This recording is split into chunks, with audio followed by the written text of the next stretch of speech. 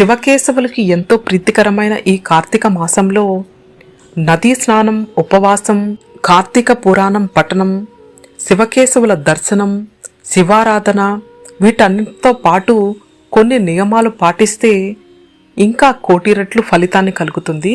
కార్తీక మాసం 4వ రోజున నిషిద్ధమైన పదార్థాలు వంకాయ, దానం చేయవలసినది నూనె, పెసరపప్పు, పూజించవలసిన దైవం విఘ్నేశ్వరుడు, జపించవలసిన మంత్రం ఓం గం గణపతియే స్వాహ అనే మంత్రాన్ని 108 సార్లు జపిస్తే చాలా శుభదాయకమని అంటారు.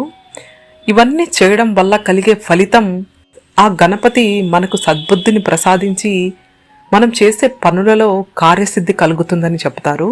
కనుక కార్తీక మాసం 4వ రోజున మన శక్తి కొలది ఈ నియమాలు పాటించి ఆ దేవదేవుడి యొక్క కృప మనందరి మీద ఉండాలని కోరుకుందాము.